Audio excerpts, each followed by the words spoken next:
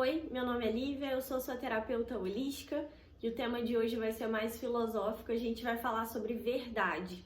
Ela existe? Quem me acompanha aqui já há algum tempinho sabe que eu faço faculdade de filosofia e um assunto que a gente fala muito na faculdade é verdade. E o assunto de verdade, ele tá embutido numa matéria da filosofia que chama epistemologia ou teoria do conhecimento. Então, nessa matéria a gente estuda o que é o conhecimento, como que eu posso atingir um conhecimento sobre algo, como que eu posso dizer que algo é conhecimento e algo não é conhecimento. Então, por exemplo, hoje em dia a gente considera a ciência como uma fonte segura de conhecimento. Só que muitas das pessoas sabem hoje em dia também que a ciência ela tem suas limitações, né? Ela não consegue responder certas perguntas sobre a vida, sobre o além-vida. Então, que outros critérios de conhecimento que a gente pode ter que ultrapassam a ciência? Na época antiga, o conhecimento era visto de outra forma. Para Platão, por exemplo, conhecimento era definido como uma crença verdadeira, justificada. Ou seja, para ele, todo conhecimento era um tipo de crença que você teria, em que você tem que ter uma justificativa consistente para aquela crença e ela pode ser dividida entre graus de verdade. Então, em todos esses contextos que eu falei para você, a verdade, ela é um pré-requisito. Então, existem aquelas pessoas que falam assim: existem muitas verdades. A minha verdade é diferente da sua verdade. Cada um tem a sua verdade. Ou existem pessoas que falam também: a verdade não existe. A verdade é relativa. A verdade depende do seu ponto de vista. E essas afirmações, elas definem o que a gente pode chamar de relativismo, que é uma corrente de pensamento mais da época pós-moderna, que é a época que a gente está vivendo agora na humanidade. Acontece que o relativismo, ele tem tendências muito perigosas. Então, quando eu falo que a verdade é relativa ou que existem muitas verdades, eu vou acabar me contradizendo em algum momento. Por quê? Se eu afirmo que a verdade é relativa e essa sentença que eu acabei de afirmar é verdade, então eu já vou me contradizer. Porque se eu afirmo que a verdade não existe, que a verdade é relativa ou que existem muitas verdades, isso significa que essas afirmações por si só precisam ser relativizadas também, então elas não têm valor de verdade. Então, se uma pessoa fala pra mim: Lívia, a verdade é relativa, e eu viro pra ela e eu respondo: essa afirmação que você fez também é relativa ou é uma verdade? Se você me disser que é verdade, que a verdade é relativa, você vai estar numa contradição lógica. Então, existem muitas pessoas que entram em contradições lógicas na vida delas e convivem com isso. Por exemplo, as pessoas que afirmam que a Terra é plana, ou as pessoas que duvidam da razão, as pessoas que levam uma vida de irracionalidade, né, que chegam numa conclusão racional e negam essa conclusão com evidências práticas. E aí, vamos supor que eu tenho aqui agora um triângulo na minha mão e eu viro para você e eu falo: esse triângulo tem 4 lados. Eu falar isso não significa que o triângulo vai ter 4 lados.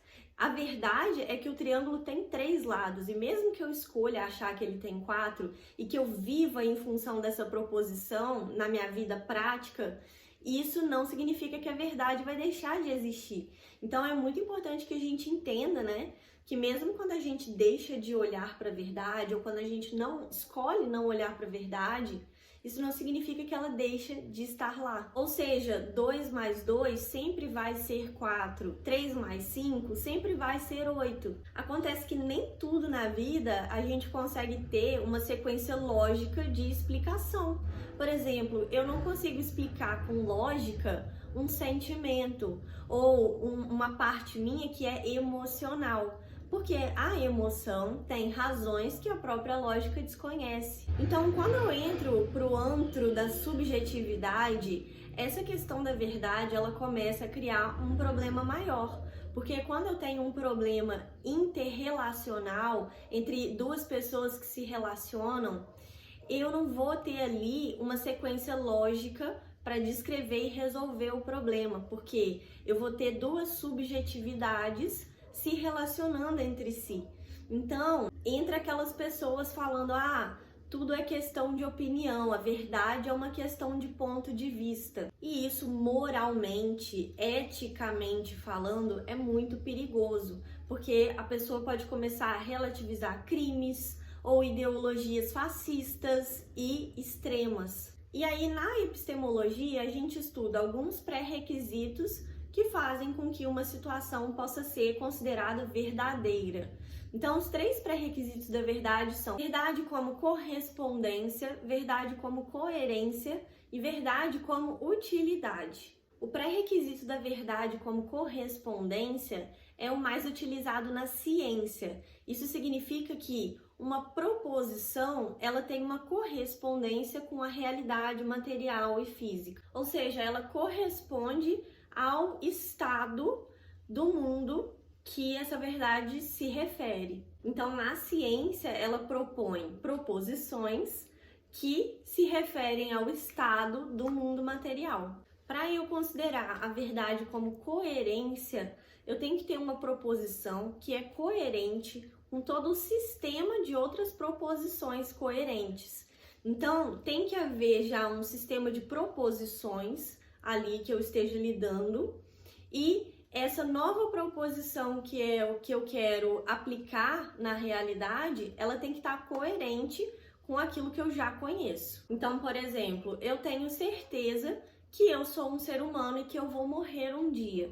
Isso significa que eu sou mortal. Então, essa proposição de que eu sou mortal, ela é coerente com aquilo que eu já conheço sobre mim, sobre o fato de eu ser humano e sobre o fato de que eu vou morrer um dia pelo fato de ser humano. E aí tem o conceito de verdade como utilidade, ou seja, é uma proposição que pode ser verdadeira se ela for útil para mim no mundo, ou seja, como um ser humano que se insere no mundo, nas relações, numa cultura, numa sociedade, e eu atribuo como verdades aquilo que me ajuda a coexistir no mundo de uma maneira fluida e funcional. A questão é que o mundo que nós vivemos é um espaço muito complexo, então o conhecimento por si só é complexo.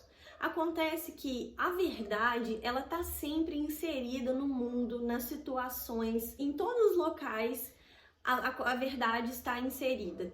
A questão é, estamos aqui como seres humanos para descobrir a verdade, levando em consideração que nós temos limitações para acessar a verdade sobre os objetos, as pessoas e as situações ao nosso redor. E a nossa primeira limitação para atingir verdades absolutas acerca da vida, acerca dos objetos e situações ao nosso redor, é que a verdade, ela é atemporal.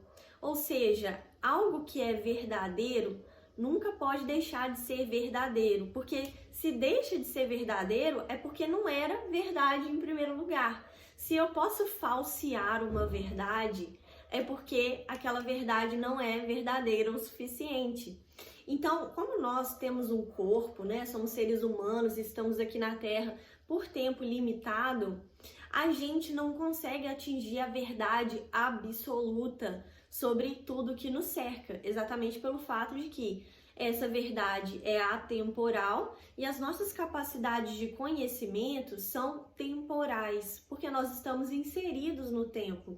Então, como que um ser que está inserido no tempo pode conhecer algo numa dimensão que ultrapassa o tempo? Esse é o dilema da vida humana. Então, tudo que a gente pode fazer aqui nessa vida é se aproximar da verdade, mas a gente nunca vai compreender e apreender ela de maneira completa. Então, alguns filósofos têm opiniões muito fortes acerca desse assunto. Por exemplo, Nietzsche era um filósofo que sintetizou um conceito chamado vontade de verdade. Nesse conceito, ele descreve que o ser humano, ele tem essa pulsão, essa vontade de apreender a verdade, de tê-la para si mesmo. E a gente passa essa vida sem conseguir aprender a verdade absoluta e isso gera uma grande angústia para nós. Então, de acordo com Nietzsche, o ser humano que consegue transcender essa vontade de verdade, sublimar essa vontade de verdade, é um ser humano que vai expandir suas condições humanas por si só. Então, é um ser humano que transcendeu em muitos sentidos. E por isso que muitas pessoas chamavam Nietzsche de niilista. Só que, na verdade, o niilismo, ele tem uma bifurcação, ele tem dois caminhos possíveis, que é o niilismo passivo, aquele niilismo que você simplesmente aceita, que você não vai encontrar o propósito inerente a tudo na vida, que você não vai atingir verdades absolutas e você se rende a esse esforço de encontrar a verdade. E tem o niilismo ativo, que é quando você aceita que você não vai atingir a verdade absoluta das coisas, mas você é que vai criar um propósito para sua vida. Você é que vai preencher esse espaço vazio onde a verdade não consegue ser atingida pelas nossas limitações humanas, com algo que faça sentido para você naquele momento da sua vida. Agora, tem muitas outras vertentes filosóficas que lidam com a verdade de maneiras muito diferentes. E aqui nesse canal a gente vai ter uma visão da verdade onde ela está sempre inserida em todos os cenários da nossa vida. Por mais que a gente não consiga enxergar a verdade em alguns momentos, isso não significa que ela não esteja lá, ela vai estar lá. Então a gente sempre vai ter aqui uma ideia de que a verdade ela está sempre disponível para nós. Ela não é dependente de nenhum ponto de vista, né? Não existe cada um tem a sua verdade, porque se existe mais de uma verdade, isso significa que uma tem que ser mais verdadeira do que a outra. Logo, uma não vai ser verdade nesse contexto. Ou seja, a verdade é única, ela é uma só. E mesmo que a gente não consiga apreender, a gente vai estar sempre indo em direção a ela. Então, a gente vai preencher esse propósito de vida nas nossas vidas de toda maneira possível com essa busca pela verdade. E o autoconhecimento, inerentemente falando, é, em definição, isso, a busca pela verdade sobre você mesmo. Isso significa que se existe uma verdade sobre mim, essa verdade é a mesma verdade que define o outro, que define todas as outras pessoas que existem.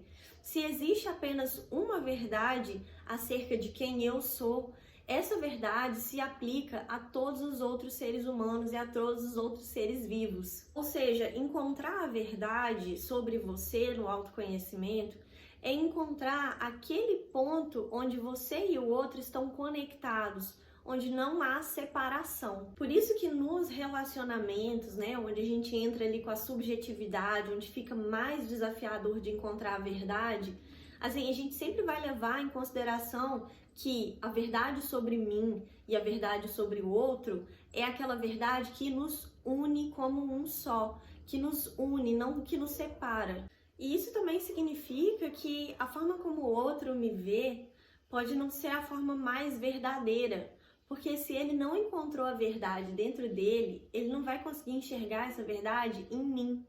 Se eu encontrei a verdade sobre mim, eu vou conseguir enxergar ela no outro e em todas as outras pessoas ao meu redor. Por isso que em processos terapêuticos, por exemplo, se você vai no psicólogo, se você faz algum acompanhamento terapêutico, você sempre tem que ter em mente que a outra pessoa ali que está sendo seu terapeuta é um ser humano que está indo em direção à verdade e que caminhou até um certo ponto. E ele não vai conseguir te levar além de onde ele já foi em busca da verdade sobre ele mesmo.